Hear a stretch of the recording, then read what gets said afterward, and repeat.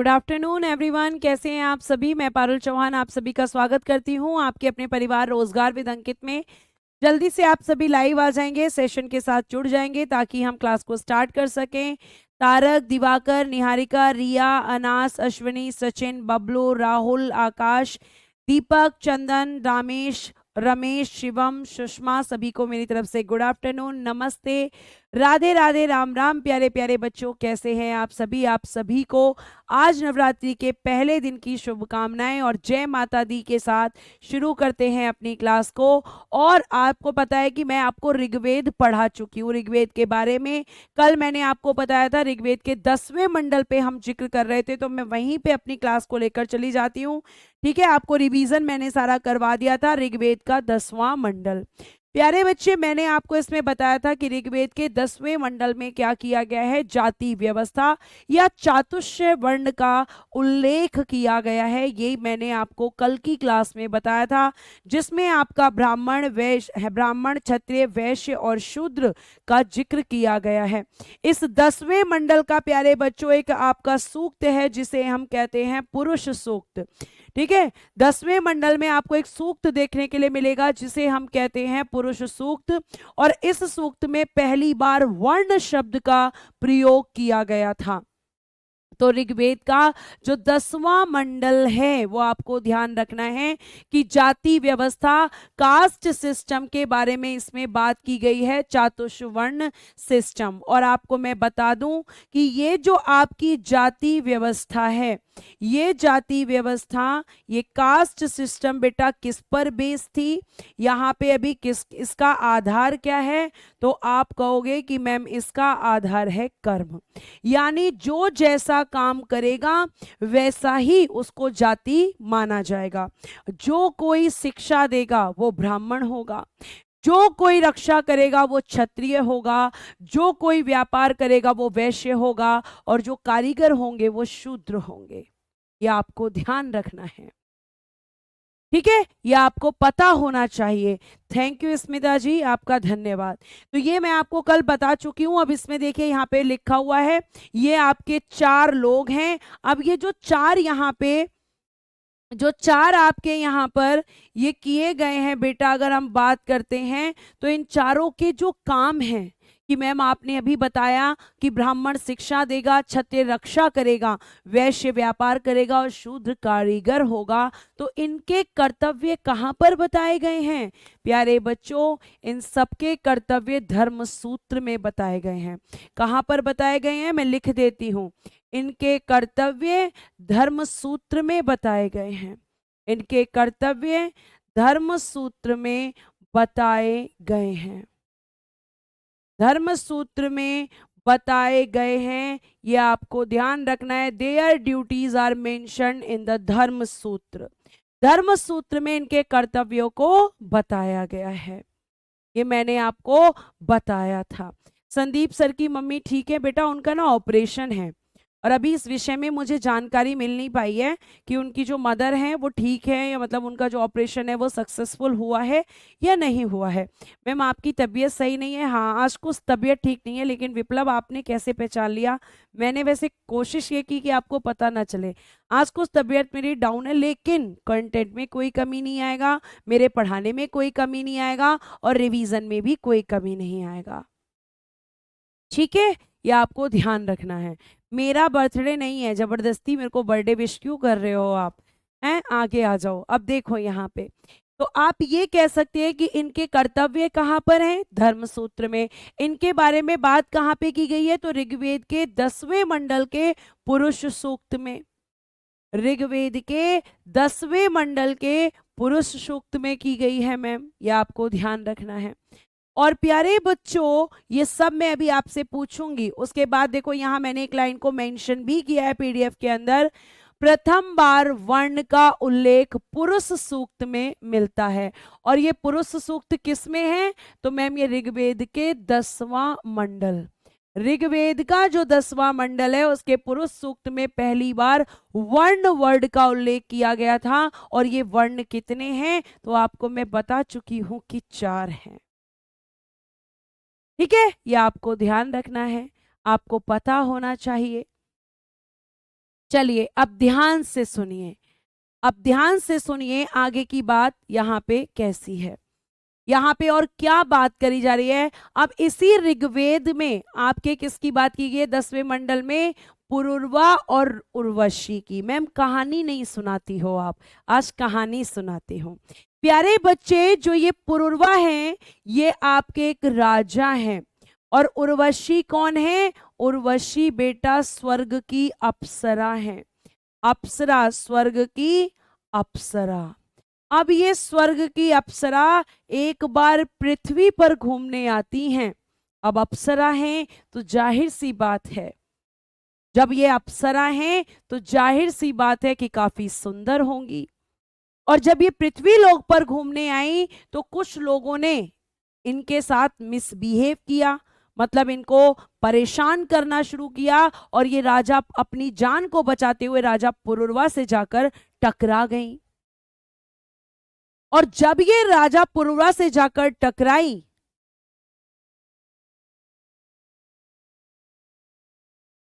ठीक है, जब ये यहां पे राजा पुरुरवा से टकराई तो राजा भी काफी सुंदर था, और सुंदर होने के साथ साथ बलशाली भी था, ठीक है, बलशाली भी था। तो राजा ने क्या किया? राजा ने प्यारे बच्चों उर्वशी की जान बचाई, राजा ने उन लोगों से उर्वशी की जान बचाई। अब उर्वशी जो स्वर्ग की अप्सरा हैं, राजा पुरुरवा को देखकर, उनकी बहादुरी को देखकर उन्हें प्यार हो जाता है।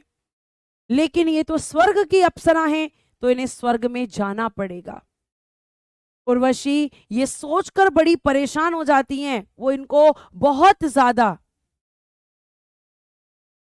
ठीक है, और बहुत ज्यादा क्या करती हैं कि नहीं मुझे, मतलब उनको पसंद करने लगती है राजा पुरुरवा को। अब ये स्वर्ग वहां पे चली तो जाती है स्वर्ग लोग वापस, लेकिन वहां इनका मन नहीं लगता। तो ये जानती थी कि अगर कोई भी अप्सरा अपने कर्तव्यों का निर्वहन सही से नहीं करती तो इंद्र उन्हें पृथ्वी लोक पे भेज देते हैं। अब यहाँ पे क्या हुआ? अब यहाँ पे प्यारे बच्चों ये गई एक दिन इंद्र के दरबार में, और वहां पे डांस कर रही थी, नृत्य कर रही थी, तो इन्होंने कुछ गलत स्टेप कर दिए। तो इंद्र ने ये कहा कि ये अप्सरा स्वर्ग में रहने लायक नहीं है, इसे पृथ्वी लोक पर भेजो। अब वो पृथ्वी लोक पे पहुंच जाती हैं, और वहां पहुंचकर प्यारे बच्चे ये क्या करती हैं? राजा पुरुरवा से शादी करने लगती है। लेकिन आप जानते हैं कि पृथ्वी लोक का जीवन कितना कष्टमय है। उर्वशी को इस चीज का अंदाजा ही नहीं था, वो तो केवल अच्छा अच्छा देखा था अब तक।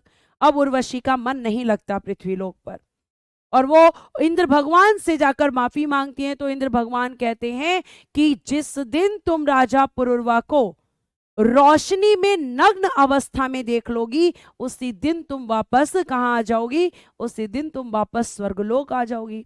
अब उर्वशी वैसा करने का प्रयास करने लगी, और उर्वशी 2 मेमने देते हैं उसको इंद्र भगवान, 2 मेमने लेकर आती है। अब उस मेमने में से एक मेमना चोरी करवा दिया जाता है देवताओं के द्वारा। अब उर्वशी जगाती है राजा पुरुरवा को रात में, उठो उठो उठो उठो, वो उठता नहीं है। फिर दूसरा मेमना भी चोरी हो जाता है, और उर्वशी अगले दिन फिर राजा को उठाती है, ठीक है, तो आपको ध्यान रखना है। अब दोबारा उठाती है तो राजा उठ जाता है, और सोचता है कि आज अगर मैंने इसकी बात नहीं सुनी तो ये नाराज हो जाएगी। तो राजा पुरुरवा उसकी बात सुनते हैं और ऐसे ही भागने लग जाते हैं। इसका मतलब प्यारे बच्चों आपको ये बात ध्यान रखनी है कि वो अपने मकसद में कामयाब होती है, और राजा को रोशनी में, मतलब रात के समय आपके जो उजाला होता है उसमें देख लेती है नग्न अवस्था में, और उसी दिन फिर वो वापस कहाँ चली जाती है? स्वर्गलोक चली जाती है। तो ये पुरुरवा और उर्वशी का संवाद, इसमें इनके डायलॉग्स, इनकी प्रेम कहानी का वर्णन ऋग्वेद के 10वें मंडल में आपको देखने के लिए मिलता है। और किस सूक्त में? तो पुरुष सूक्त में। जी मैथविद विजय जी, जी ठीक है, ठीक है, ये इनकी पूरी कहानी, इसका वर्णन यहाँ किया गया है। अब आ जाओ प्यारे बच्चे आगे देखो ध्यान से, बहुत बढ़िया फैक्ट है। ऋग्वेद का उपवेद किसे कहते हैं? उपवेदा ऑफ ऋग्वेद, तो प्यारे बच्चे आयुर्वेद को कहते हैं। लेकिन सुश्रुत ने कहा कि नहीं, आयुर्वेद ऋग्वेद का उपवेद नहीं है, बल्कि सुश्रुत ने क्या कहा? सुश्रुत ने ये कहा कि सुश्रुत के अनुसार आयुर्वेद अथर्ववेद का उपवेद है। ध्यान से सुनो, दोनों में डिफरेंस है। अगर आपसे सिंपल पूछा जाए कि ऋग्वेद का उपवेद, तो आप कहोगे आयुर्वेद, ठीक है। और अगर आपसे पूछा जाए कि सुश्रुत के अनुसार आयुर्वेद का उपवेद, सॉरी आयुर्वेद किसका उपवेद है, तो मैम अथर्ववेद का। दोनों क्वेश्चन में अंतर है, ध्यान से, क्योंकि अभी मैं रिवीजन कराऊंगी तो सब पूछूंगी तुमसे। आगे आ जाइए, अब देखिए यहां पे ध्यान से। ऋग्वेद की रचना पूर्व वैदिक काल में हुई थी। आपका ऋग्वेद खत्म होने वाला है, ऋग्वेद की रचना कब हुई है, पूर्व वैदिक काल में, ठीक है। पूर्व वैदिक काल में ऋग्वेद की रचना होती है, यानी कि पूर्व वैदिक काल का समय कब से है, 1500 बीसी से लेकर 1000 बीसी तक। मैम ऋग्वेद पूर्व वैदिक काल का पीरियड है, और अब हम पढ़ेंगे 1000 से 600 बीसी, यानी कि उत्तर वैदिक काल हम पढ़ने वाले हैं, लेकिन उससे पहले कुछ और भी चीजें हैं, ठीक है। आगे देखिए, तो ऋग्वेद का उपवेद आयुर्वेद है, सुश्रुत के अनुसार आयुर्वेद अथर्ववेद का उपवेद है, और आपके ऋग्वेद की रचना पूर्व वैदिक काल यानी कि प्री वैदिक पीरियड में हुई है। The Rigveda was composed in the pre वैदिक पीरियड, ये आपको ध्यान रखना है, ठीक। उसके बाद प्यारे बच्चे, अगर हम बात करते हैं तो पूर्व वैदिक काल में कुछ जानकारी जो बची हुई है वो मैं आपको दे देती हूं। जैसे आपके पूर्व वैदिक काल में अगर हम बात करते हैं तो लोहे का और तंबाकू का ज्ञान नहीं था, लोहे और तंबाकू का ज्ञान नहीं था, ठीक है। लोहे और तंबाकू का ज्ञान नहीं है, क्योंकि लोहे का जो प्रयोग शुरू होगा वो आपका उत्तर वैदिक काल में, जिसके साक्ष्य मिलते हैं अतरंजी खेड़ा, कहां पर, एटा, एटा में, और एटा कहां पड़ता है, उत्तर प्रदेश में, ठीक है। तो यहां पे लोहे और तंबाकू का ज्ञान अभी तक नहीं हुआ है, यह आपको ध्यान रखना है। उसके बाद ऋग्वेद में पिता शब्द का प्रयोग 335 बार, गंगा शब्द का प्रयोग 1 बार, कृषि शब्द का प्रयोग 33 टाइम्स, आर्य शब्द का प्रयोग 36 टाइम्स, और विदत शब्द का 122। बाकी सबका मतलब तो समझ में आ गया है, बाकी सबका तो मतलब समझ आ गया मैम, लेकिन विदत क्या होता है, तो बेटा आपने देखे होंगे कबीले, आपने कबीलों के बारे में सुना होगा। ये जो कबीले होते हैं, इनका जो सरदार होता था, या फिर हम कह सकते हैं दूसरी भाषा में कि इनका जो राजा या किंग हुआ करता था, जो सरदार हुआ करता था, उसको क्या कहते थे, विदत। तो कबीले के सरदार के लिए विदत शब्द यूज हुआ है, जिसका ऋग्वेद में 122 बार प्रयोग हुआ है, ये आप ध्यान रखेंगे। इसमें से क्वेश्चन आते हैं, ऑफ कोर्स आते हैं।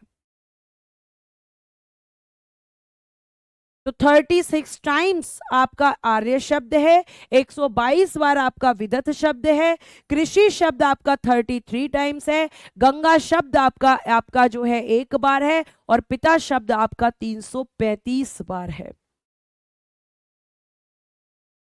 ठीक है। पढ़ाई पे ध्यान दीजिए, कोई भी फालतू कमेंट नहीं करेगा। तो आपको ध्यान रखना है कि बिदत किसको कहते थे मैम, पहले के समय कबीले हुआ करते थे, कबीले में कौन रहता था, लोग ही रहते थे।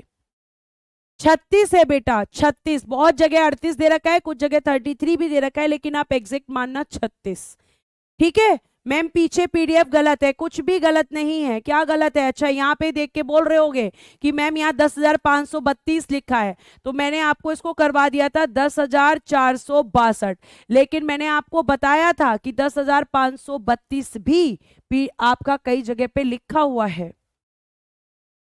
ठीक है। तो ये आप ध्यान रखेंगे। अब ये सब मैं आपको ऑलरेडी बता चुकी हूं, अब मैं कुछ जो मैंने आज आपको पढ़ाया है, उत्तर वैदिक काल में जाने से पहले कुछ शब्द में कुछ प्रश्न आप लोगों से पूछ लेती हूं। जैसे मैं पहला शब्द पहला क्वेश्चन आप लोगों से पूछूंगी, आंसर दीजिएगा जल्दी से, फिर हम उत्तर वैदिक काल में जाएंगे कुछ क्वेश्चंस का, ताकि आपका रिवीजन हो जाए। वर्ण शब्द का प्रयोग किस सूक्त में हुआ है? वर्ण शब्द का प्रयोग बताना किस सूक्त में है? किस सूक्त में?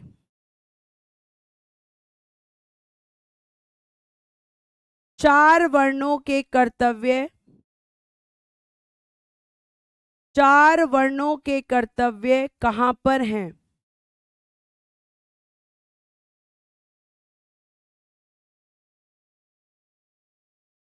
उसके बाद अगला क्वेश्चन, ऋग्वेद का उपवेद क्या है?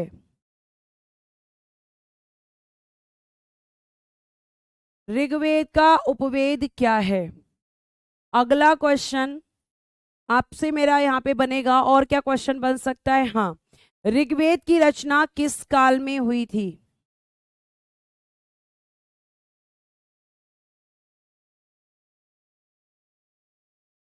ऋग्वेद की रचना किस काल में?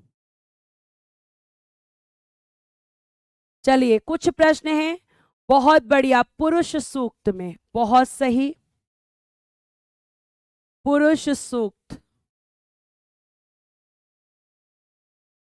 पुरुरवा और उर्वशी की कहानी किस मंडल में है? और उर्वशी की कहानी किस मंडल में है? मंडल बताना है। चार वर्णों के कर्तव्य कहां पर हैं बताइए। बहुत बढ़िया मैम, ऋग्वेद का उपवेद आयुर्वेद है। चार वर्णों के कर्तव्य कहां बताए हैं बच्चा मैंने आपको, वो भी बताइए मैम। 10वें मंडल में है पुरुरवा और उर्वशी की कहानी, 10वां मंडल, शाबाश। ऋग्वेद की रचना किस काल में हुई थी? बहुत बढ़िया मैम, पूर्व वैदिक काल। प्री वैदिक पीरियड कह लीजिए या ऋग्वैदिक काल कह लीजिए, एक ही बात है। ठीक है, उसके बाद चार वर्णों का कर्तव्य कहां पर है, ये भी तो मैंने आपको बताया था कि ब्राह्मण ज्ञान देगा। ठीक है, उसके अलावा आपका क्षत्रिय रक्षा करेगा, ये कहां पर है? अभी तक इसका आंसर मुझे नहीं दिखा है, और जो कि दिखना चाहिए, मैंने बताया है आपको। बताइए जल्दी से कहां पर दिया गया है।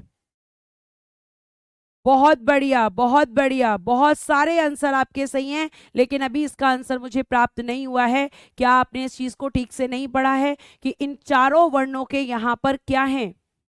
नियोग प्रथा क्लियर करा दीजिए, अभी कराती हूँ, थोड़ा सा पेशेंस रखिए, एक चीज को खत्म करने दीजिए। ठीक है, आपको बहुत बढ़िया मैम, धर्म सूत्र में है। किस में है? धर्म सूत्र में, शाबाश। अब देखना जरा बेटा, मैंने एक नियोग प्रथा बताया था, उसमें कुछ लोग कंफ्यूज हो रहे हैं, देखो ध्यान से। नियोग प्रथा, नियोग प्रथा, इसमें मैंने आपको बताया था कि जब पुरुष बच्चा पैदा करने में सक्षम नहीं होता, तो महिला द्वारा दूसरे पुरुष से संबंध बनाकर बच्चे को पैदा किया जाता है।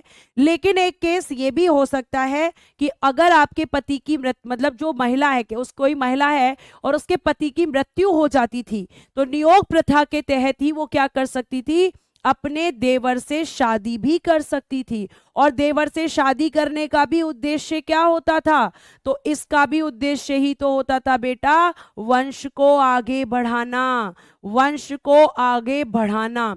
और अगर पति जिंदा है लेकिन पति बच्चा पैदा नहीं करा रहा, तो नियोग प्रथा ही परमिशन देती थी कि आप दूसरे पुरुष के साथ संबंध बनाकर बच्चा पैदा कर सकते हो। दोनों बातें इसमें आएंगी, ये नियोग प्रथा थी।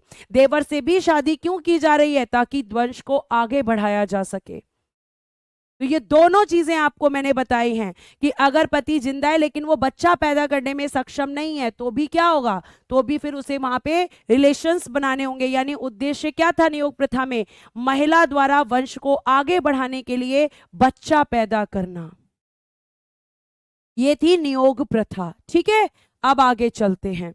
तो आप इसको, अब हम चलते हैं बेटा, आपका अगला काल शुरू होता है उत्तर वैदिक काल। ध्यान से देखिएगा, यानी कि आपका लेटर वैदिक पीरियड या पोस्ट वैदिक पीरियड, जो 1000 BC से लेकर 600 BC तक होता था। जो 1000 बीसी से लेकर आपका 600 बीसी तक था। अब ध्यान से सुनना, उत्तर वैदिक काल में वेद त्रयी की रचना की गई, ऋग्वेद, सामवेद, यजुर्वेद। ये आपके वेद त्रयी के नाम से जाने जाते हैं। वेद त्रयी वर कंपोज्ड इन द लेटर वैदिक पीरियड, ऋग्वेदा, सामवेदा और मैम यजुर्वेदा। अब आप मुझे एक कमेंट करेंगे कि अभी तो आपने बताया कि ऋग्वेद की रचना पूर्व वैदिक काल में हुई थी, तो फिर यहाँ पे ऋग्वेद कैसा आ गया? तो बेटा यहाँ पे वेद त्रयी में इसको शामिल किया गया, मतलब सामवेद और यजुर्वेद के साथ में। और दूसरी चीज, इसका कंपाइलेशन का काम अभी आपका उत्तर वैदिक काल तक चला था। ठीक है, ये आप ध्यान रखेंगे। अब देखिएगा आगे,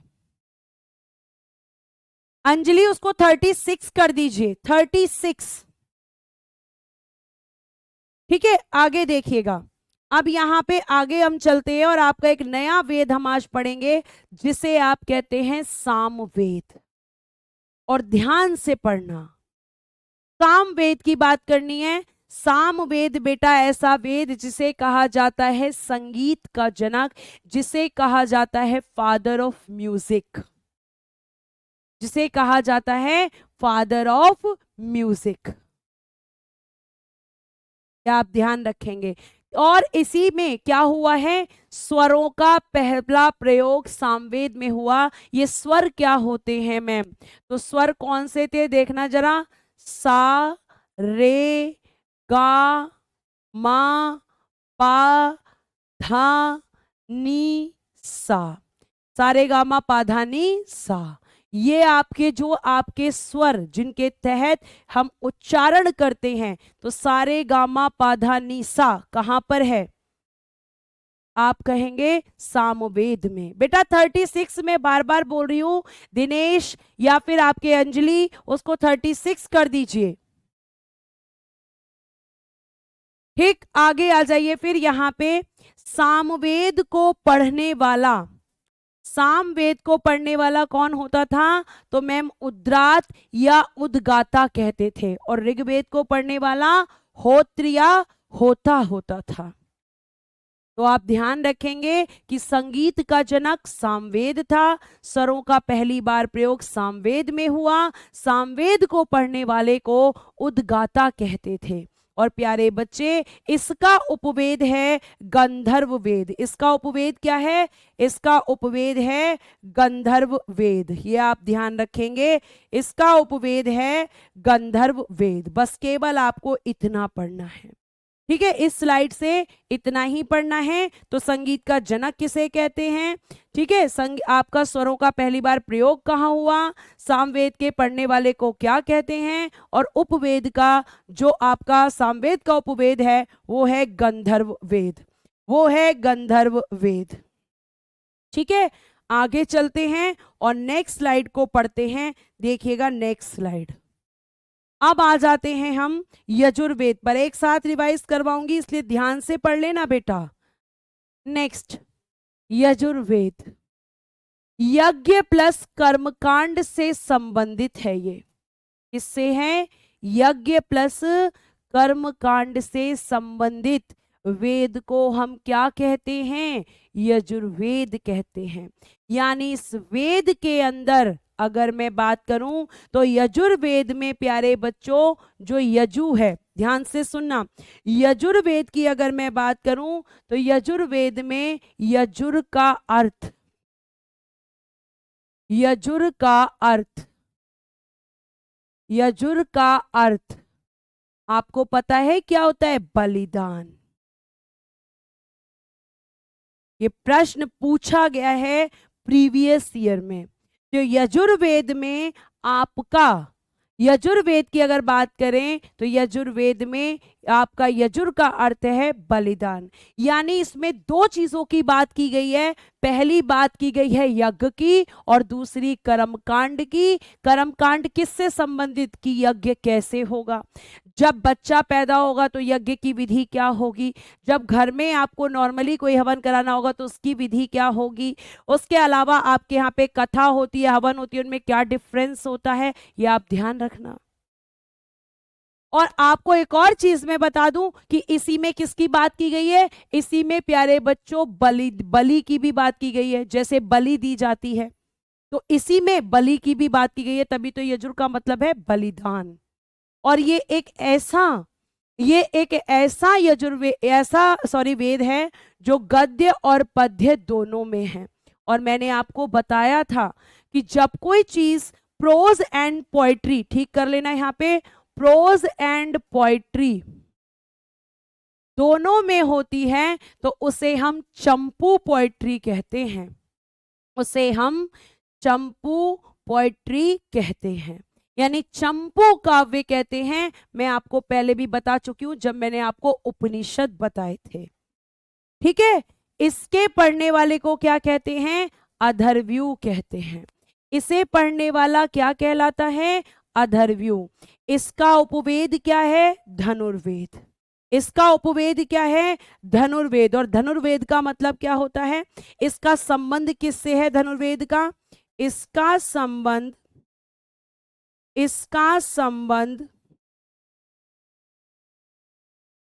युद्ध कौशल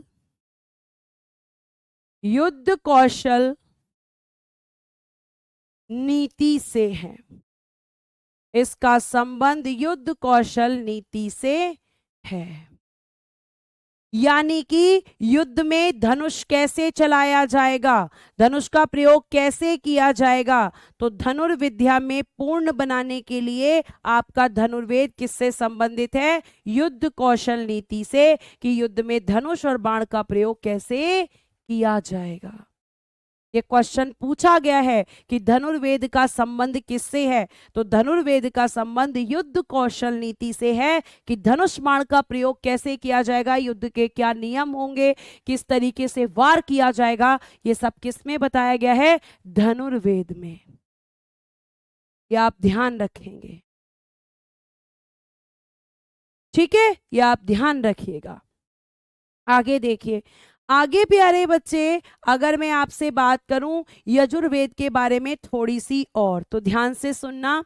ये जो आपका यजुर्वेद है, इसी की बात कर रही हूं अभी मैं, यजुर्वेद, इसकी प्यारे बच्चे दो शाखाएं होती हैं, दो शाखाएं जो पूछी जाती हैं। एक है आपका शुक्ल यजुर्वेद और एक है आपका कृष्ण यजुर्वेद। ये दो शाखाएं किसकी हैं, यजुर्वेद की आपको देखने के लिए मिलेंगी। सिर्फ इतना और ऐड करना है, ठीक। तो यजुर्वेद की कितनी शाखाएं हैं, दो। आपसे अगर कोई भी पूछेगा तो अब आ जाते हैं, फिर हम इन दोनों वेदों का एक बार जो दो पढ़ लिए इनका रिवीजन कराती हूं कुछ क्वेश्चन पूछ के। बेटा प्लीज जरा मुझे बता देना जो क्वेश्चन मैं पूछूंगी उनके आंसर। आप बताइए संगीत का जनक किसे कहा जाता है, संगीत का जनक। दूसरा, सामवेद को पढ़ने वाला क्या कहलाता है, सामवेद को पढ़ने वाला क्या कहलाता है। आप मुझे बताएंगे जल्दी से इन प्रश्नों का उत्तर, ठीक है, यही है इसमें। और इसका उपवेद भी बता देना, सामवेद का उपवेद क्या होता है, ठीक। उसके बाद आ जाते हैं जो हमने अभी पढ़ा है यजुर्वेद। सबसे पहले यजुर्वेद का उपवेद क्या होता है, यजुर्वेद में यजुर का अर्थ क्या होता है, यजुर्वेद में किसकी बात की गई है, किसकी बात।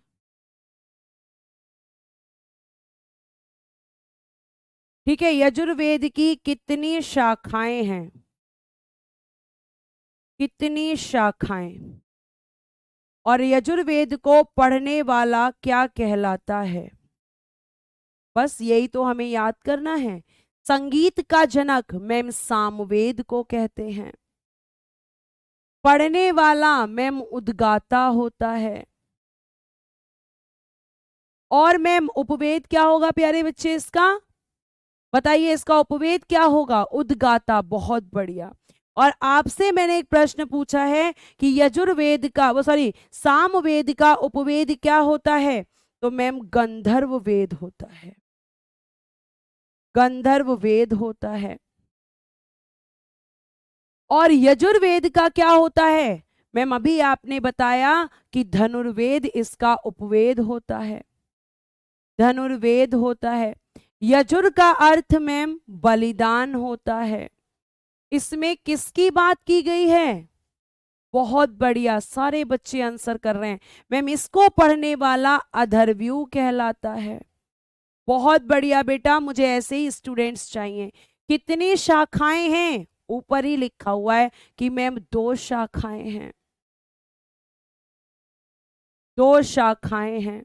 और इसमें किसकी बात की गई है?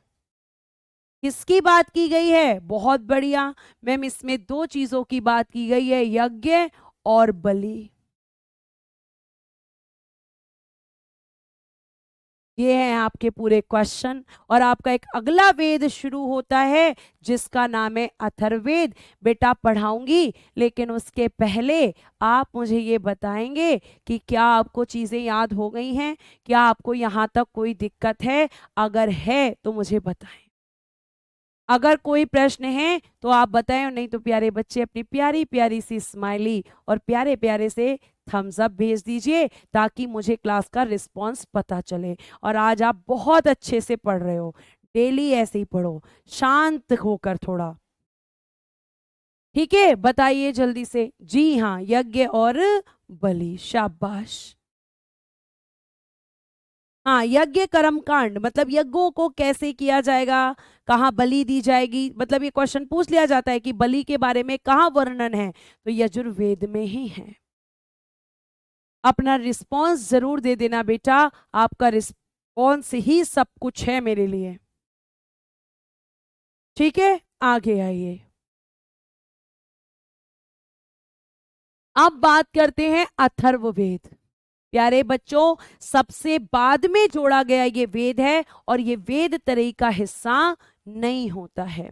ये वेद त्रयी का हिस्सा नहीं होता है। थैंक यू प्यारे बच्चों, इतने प्यारे प्यारे स्माइली देने के लिए आपका दिल से शुक्रिया। आगे आ जाइए। अगर मैं आपसे बात करूं तो ये सबसे लोकप्रिय वेद है, क्वेश्चन पूछा जाएगा। और सबसे पुराना ऋग्वेद है।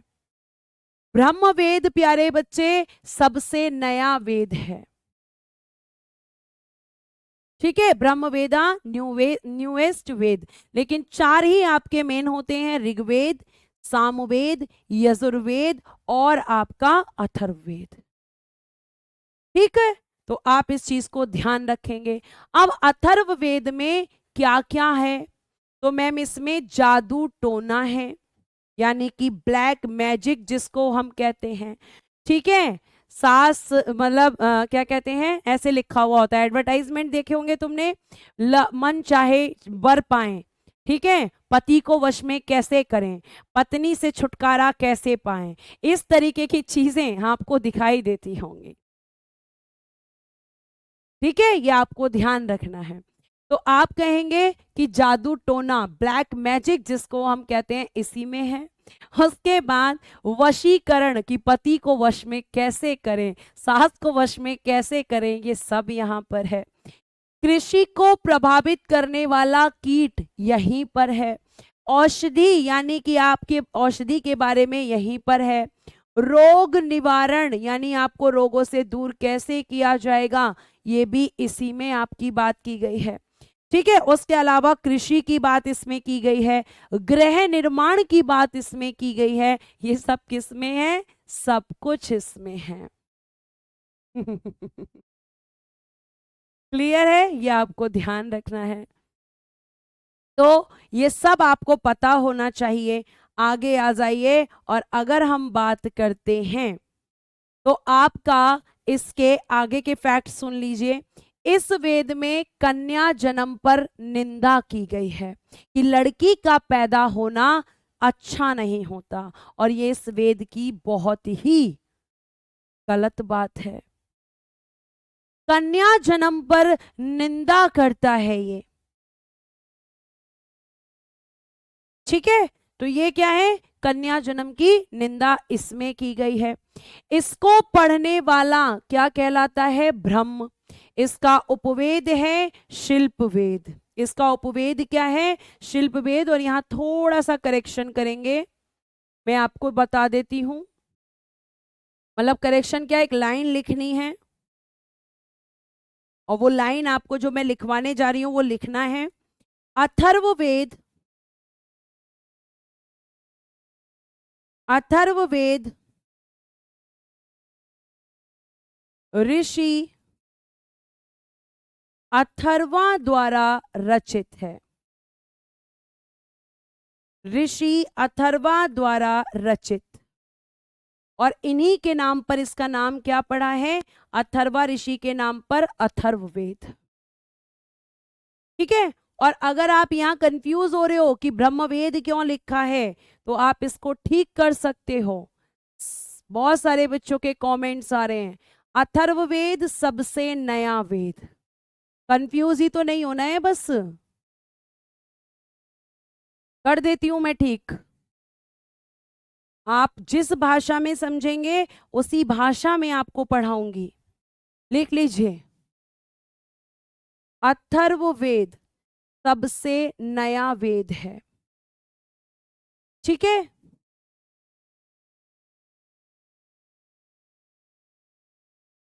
अथर्ववेदा न्यूएस्ट वेदा। एक मिनट, अथर्वा वेदा, सॉरी।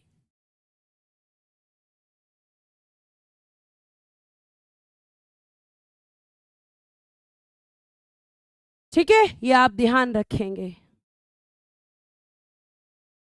क्लियर? आगे आ जाइए। अब यहां पे थोड़ा सा और लिखेंगे बेटा, जैसे आप इसमें एक चीज और लिखेंगे, इस वेद में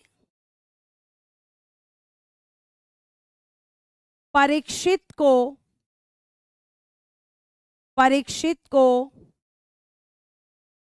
कुरुओं का राजा बताया गया है।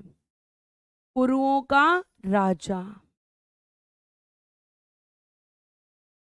ठीक है, ये एक जाति हुआ करती थी और इनके आपका राजा कौन है? परीक्षित। उसके बाद इस वेद में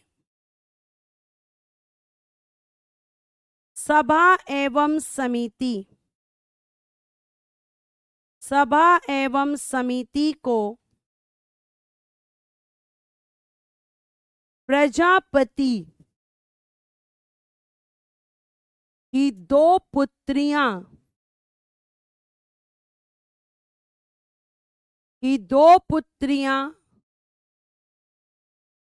कहा गया है। मैम, अब ये सभा समिति कोई लड़की थी? नहीं, ये लड़की नहीं थी। जैसे आज के समय पर आपका मंत्रिमंडल होता है, आज के समय पर अगर हम बात करें तो आपकी जो कैबिनेट होती है, जो पीएम को सलाह देती है, ऐसे ही उस समय पर अगर मैं बात करूं, या फिर हम उनसे ना लेकर हम ये कह सकते हैं कि इसमें एक कैबिनेट हुआ करती थी और एक हुआ करती थी पंचायत। अब कैबिनेट कौन थी और पंचायत कौन थी? तो देखो, अगर मैं आपसे बात करूं तो सबसे पहले हमें सभा और समिति का काम क्या था, इनका ये हमें समझना होगा, क्योंकि जब तक हम ये नहीं समझेंगे कि इनका कार्य क्या था। तो सभा समिति का कार्य, सभा और समिति का कार्य क्या था? इन दोनों का ही काम क्या था प्यारे बच्चे? राजा को सलाह देने वाली संस्था। राजा को सलाह देने वाली संस्था। सलाह यानी कि एडवाइस देने वाली संस्था। ठीक है। अब इसमें से सभा कौन होती थी? तो प्यारे बच्चों, जो सभा थी, इसे इंग्लिश में भी सभा ही कहेंगे। ये जो सभा हुआ करती थी, इसमें श्रेष्ठ लोगों की संस्था थी। कैसी थी? श्रेष्ठ लोगों की संस्था। श्रेष्ठ लोगों की संस्था। और अगर मैं आपसे यहां बात करूं तो समिति श्रेष्ठ लोगों की संस्था थी। और अगर मैं आपसे बात करूं समिति, इंग्लिश में भी बेटा समिति लिखेंगे, कमेटी नहीं लिखेंगे, समिति। तो ये कौन हुआ करती थी? सामान्य जनता का प्रतिनिधित्व करती थी। सामान्य जनता यानी कि जनरल पीपल, सामान्य जनता यानी कि जनरल पीपल, आम लोग, सामान्य जनता का प्रतिनिधित्व यानी कि रिप्रेजेंटेशन, प्रतिनिधित्व करती, इंग्लिश में भी लिख दूं रिप्रेजेंटेशन, सामान्य जनता का प्रतिनिधित्व करती थी। मैम ये क्या है? अब देखो, जैसे आपने देखा होगा पीएम, ध्यान से सुनना, जैसे आपने देखा होगा पीएम यानी प्राइम मिनिस्टर यानी कि प्रधानमंत्री। अब प्रधानमंत्री के पास में कौन होता है? मैम कैबिनेट होती है। और प्रधानमंत्री के सदन में लोग कौन होते हैं? लोकसभा। लोकसभा कौन होता है? जनता का सदन यानी हाउस ऑफ द पीपल होता है। तो आप ये कह सकते हैं कि इस समय की कैबिनेट कौन है? मैम ये सभा। और लोकसभा कौन है? समिति, क्योंकि इसमें जनता के लोग बैठे हैं। जो जनता की आवाज, जो जनता की आवाज प्यारे बच्चे कहां तक पहुंचा रहे हैं? जो जनता की आवाज राजा तक पहुंचा रहे हैं। आर्यों की भाषा क्या थी? ये मैं आपको पहले ही बता चुकी हूं, संस्कृत थी। ये मैंने आपको बताया था। आर्यों की भाषा, आर्यों की भाषा क्या हुआ करती थी? तो मैम संस्कृत हुआ करती थी। ठीक है, तो आपके जैसे यहां पर कैबिनेट, वैसे ही कौन होती थी? समिति, वो सारी सभा। और आम जनता यानी लोकसभा क्या है? जनता का सदन। तो यहां कौन होती थी? समिति। और ये दोनों ही लोग क्या कर रहे हैं? राजा को सलाह देने के लिए बनाए जा रहे हैं। क्या यहां तक आप मेरी बात से सहमत हैं? क्या आपको यहां तक चीजें समझ आई? तो ये पूरा आपका अथर्व वेद था। आपके तीनों वेद मैंने आपको पढ़ाए, ऋग्वेद पढ़ाया, सामवेद पढ़ाया, यजुर्वेद पढ़ाया और अथर्ववेद पढ़ाया। ठीक है, आगे अगर मैं अब आपको यहाँ पे रिवीजन कराऊं जैसा कि मैं हमेशा कराती हूं, तो आपको यहाँ पे अगर मैं पूछूं सबसे नया वेद, सबसे नया वेद बता दीजिए। अथर्ववेद का उपवेद बता दीजिए। अथर्ववेद का उपवेद बता दीजिए। ठीक है, अथर्ववेद में किसकी बात की गई है ये बता दीजिए। किसकी बात? जादू टोना, वशीकरण, कृषि, गृह निर्माण, औषधि, सब बातें इसी में तो की गई हैं। ये सब इसी में तो ही किया गया है। तो आप यहाँ पे मुझे बताएंगे इन प्रश्नों का उत्तर। ठीक है, उसके बाद मैंने आपको पूछा कन्या जन्म पर निंदा किस वेद में? कन्या जन्म पर निंदा किस वेद में की गई है? उसके बाद परीक्षित को कुरुओं का राजा किसमें कहा गया है? परीक्षित को कुरुओं का राजा किस वेद में कहा गया है? तो मैम अथर्ववेद में ही कहा गया है। कन्या जन्म पर निंदा की गई है। सभा समिति प्रजापति की पुत्रियां बताई गई हैं। समिति प्रजापति की पुत्रियां, ये सब तो मैंने अभी आपको बताया है। बताइए इसमें से क्या आपके दिमाग में नहीं है? पहले का आंसर यहां पे मैम उपवेद, इसका शिल्पवेद होगा। शाबाश। सबसे नया वेद मैम अथर्ववेद होगा। किसकी बात की गई है? मैम जादू टोना, वशीकरण, ठीक है, उसके अलावा कृषि, गृह निर्माण, और ये सब बातें किसमें की गई हैं? अथर्ववेद में। औषधि, रोग निवारण, सब अथर्ववेद में है। ठीक है, ये आपको ध्यान रखना है। ये आपके वेद, और वेदों के क्या होते हैं बेटा? मैम ब्राह्मण ग्रंथ होते हैं, जिसमें से आपने हमें ऋग्वेद के केवल बताए हैं, बाकी किसी वेद के नहीं बताए, क्योंकि मैंने ये एक जगह कंपाइल कर दिए, एक जगह इनको रख दिया ताकि आप एक जगह पढ़ सकें कि कौन किसका वेद होता है। अब ये बहुत बच्चों का क्वेश्चन था कि ब्राह्मण ग्रंथ क्या होते हैं, तो मैंने उसी समय बताया था कि वेदों का सरल भाषा में जो रूपांतरण होता है, यानी conversation of Vedas into simple language, उसी को हम कहते हैं ब्राह्मण ग्रंथ या ब्राह्मण टेक्स्ट।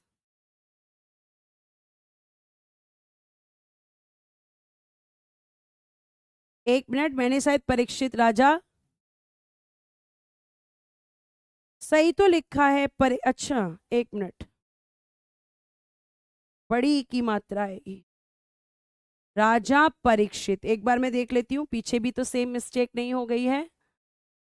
चेक कर लेते हैं। परीक्षित, ओ शिट, अब मुझे ये पूरा फिर से लिखना पड़ेगा।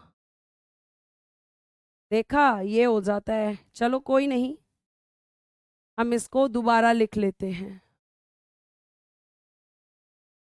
कोई बात नहीं, मैं लिख देती हूँ, 2 ही 3 लाइन है।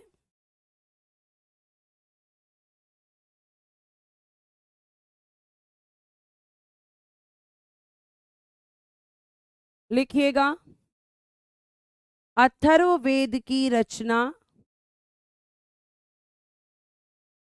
अथर्ववेद की रचना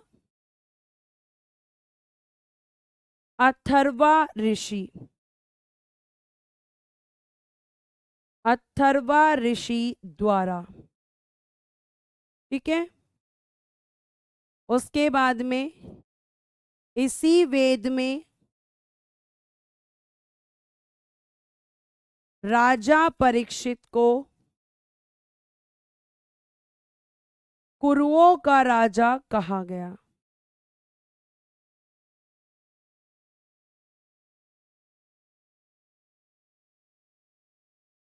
कुरुओं का राजा कहा गया, ठीक है। उसके बाद सभा समिति को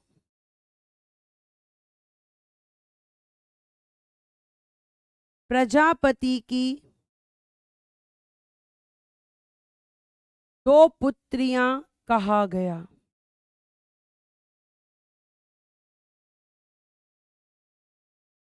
बस इतना ही लिखा हुआ था, ठीक है। आगे आ जाइए।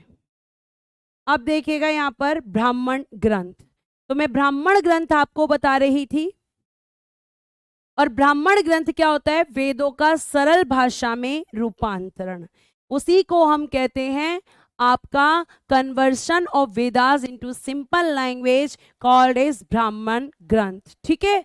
आगे, ब्राह्मण ग्रंथ को वेदों की टीका भी कहा जाता है। द ब्राह्मण text is also called the commentary of Vedas, मतलब उनको सिंपल भाषा में लिखकर आपके सामने जो पेश किया गया है उसी को हम क्या कह रहे हैं, तो हम उसी को कह रहे हैं ब्राह्मण ग्रंथ, ठीक। आगे आ जाइए। उसके बाद ऋग्वेद का ब्राह्मण ग्रंथ, अगर हम सबसे पहले बात करें तो मैंने कल आपको बताया था, एक होता है ऐत्रेय और एक होता है कौशितकी। आप यही याद करेंगे, अलग अलग आप याद नहीं करेंगे, ऐत्रेय और कौशितकी, ठीक है। ऐत्रेय और कौशितकी, ये 2 आपके क्या होते हैं, ऋग्वेद के ब्राह्मण ग्रंथ। कोई बात नहीं उत्तम, आप सॉरी क्यों बोल रहे हैं, ठीक। तो 2 कौन कौन से हैं, ऐत्रेय और कौशितकी, बेटा क्वेश्चन यहां से पूछा जाता है। फिर सामवेद में पंचविश, जिसको प्रौढ़ भी कहते हैं, इंपॉर्टेंट कौन सा है मैम इन सब में, इंपॉर्टेंट केवल ये है पंचविश, सारे आपको याद करने की जरूरत नहीं है। षड्विश, जैमिनी, आर्षे, ये आप नहीं भी याद रखेंगे तो चल जाएगा। फिर यजुर्वेद के आपकी कृष्ण शाखा का होता है ब्राह्मण ग्रंथ तैत्रेय, और शुक्ल शाखा का है शतपथ। तो यजुर्वेद के कौन कौन से हैं मैम, यजुर्वेद के जो आपके ब्राह्मण ग्रंथ हैं वो आपके कृष्ण शाखा का तैत्रीय था और शुक्ल शाखा का शतपथ था, ठीक। उसके बाद अगर हम अथर्ववेद की बात करते हैं तो इसका गोपथ ब्राह्मण ग्रंथ, ये किस शाखा का है इसकी, तो पिप्लाद शाखा का। तो अब आपने क्या क्या पढ़ा मैम, हमें क्या क्या याद करवाना है, तो मैम हमें आपने बताया कि ऋग्वेद का क्या होता है, तो ऋग्वेद का आपने कल भी बताया था, ऐतरेय होता है और कौशितकी होता है, और कौशितकी होता है। उसके बाद मैम आपने आज हमें बताया कि सामवेद, जो याद करना है बस वही लिख रही हूं, पंचविश होता है, आपने अभी बताया। ठीक है। उसके बाद आपने हमें यजुर्वेद का बताया, यजुर्वेद, और यजुर्वेद के कौन कौन से होते हैं, तो मैम एक होता है तैत्रेय और एक होता है शतपथ, और फिर आपने बताया अथर्ववेद का, और अथर्ववेद का क्या होता है, तो इसका होता है गौपथ। केवल आपको ये याद करना है जो मैंने लिखा है, और यहीं से क्वेश्चन पूछा जाता है। ठीक है, ये आपको ध्यान रखना है। क्लियर। अभी क्विक रिवीजन देती हूं कि कितना मैंने अभी आपको पढ़ाया।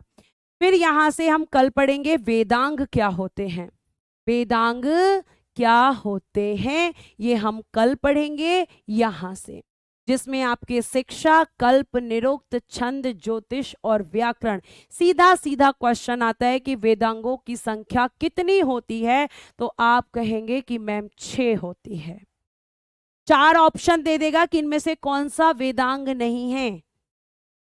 ठीक। तो आज हमने क्या क्या पढ़ा बेटा, तो मैम आज हमने अपने क्लास की शुरुआत की थी ऋग्वेद के 10वें मंडल से, जिसमें आपने बताया कि ऋग्वेद का जो 10वां मंडल है उसमें 4 वर्णों का वर्णन किया गया है, और किस सूक्त में, तो पुरुष सूक्त में किया गया है। ठीक है।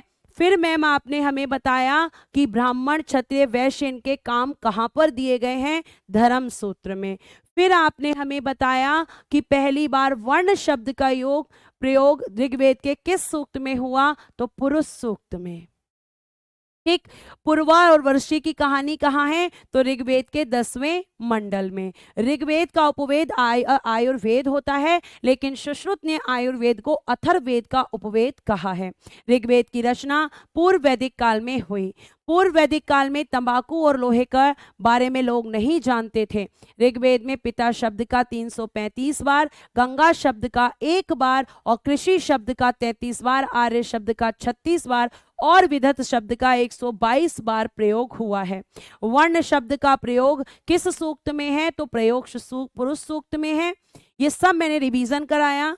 आगे आ जाइए। फिर मैं बेटा पहुंच गई यजुर्वेद पे, उत्तर वैदिक काल पे, जिसमें 3 वेदों के बारे में मैंने आपको बताया। फिर मैंने आपको सामवेद, संगीत का जनक कहा जाता है, स्वरों का पहली बार प्रयोग इसी में हुआ, इसे पढ़ने वाले को उद्गाता कहा जाता है, इसका उपवेद गंधर्व वेद होता है।